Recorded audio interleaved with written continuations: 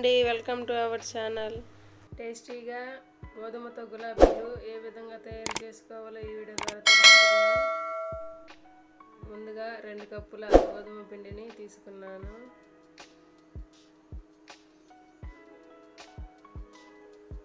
తర్వాత 1 కప్పు మైదా పిండిని కూడా తీసుకున్నాను. 1 టేబుల్ స్పూన్ వరకు ఆయిల్ వేసుకున్నాను. ఇప్పుడు ఆ మిశ్రమాన్ని బాగా కలుపుకోవాలి.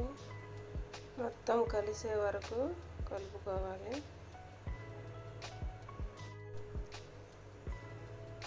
ఇప్పుడు వాటర్ యాడ్ చేద్దాం. కొంచెంగా వాటర్ పోసుకొని బాగా కలుపుకోవాలి. ఇంకొంచెం వాటర్ యాడ్ చేసి కలుపుకుందాం.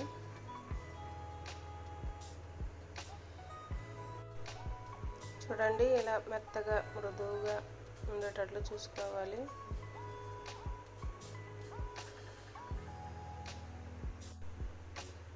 ఒక 10-15 నిమిషాల తర్వాత చూస్తే సాఫ్ట్గా అయింది. ఈ పిండిని కొంచెంగా తీసుకొని ఉండలాగా వేసుకోవాలి.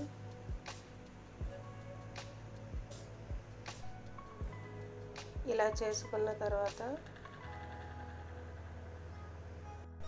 చపాతీ రోల్ తీసుకొని చపాతీ కర్రతో మనం ఎలాగైతే చపాతీ చేసుకుంటామో అలాగా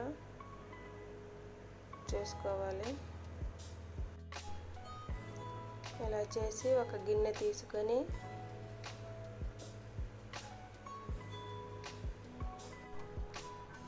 రౌండ్ లాగా వచ్చే విధంగా చూసుకోవాలి. ఇలా చేసుకున్నాక దాన్ని తీసి ఒక ప్లేట్లో ఉంచుకోవాలి. ఒక పీస్ని తీసుకొని ఈ విధంగా ఫోల్డ్ చేసుకోవాలి. ఇలాగా ప్రెస్ చేసుకోవాలి. ఇలా చేసుకొని ప్లేట్లో పెట్టుకోవాలి.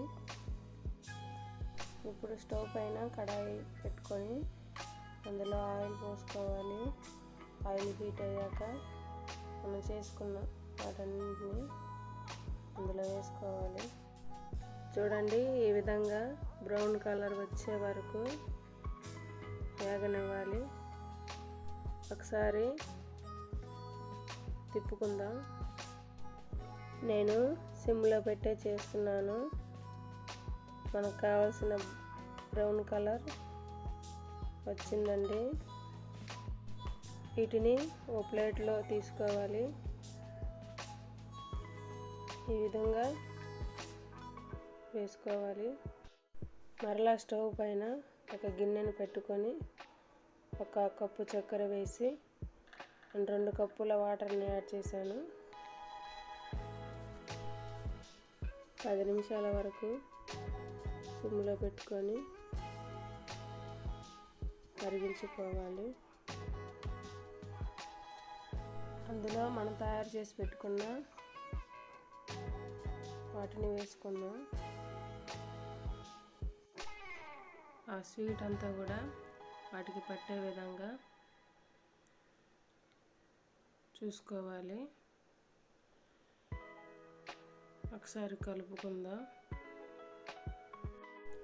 చూడండి ఫ్రెండ్స్, రెడీ అయిపోయింది గోధుమ పిండితో గులాబీలు. మీరు కూడా ఒకసారి ట్రై చేయండి. పిల్లలు ఎంతో ఇష్టపడతారు. మీకు నచ్చినట్లయితే లైక్ చేయండి, షేర్ చేయండి, సబ్స్క్రైబ్ చేయండి. మర్చిపోకండి.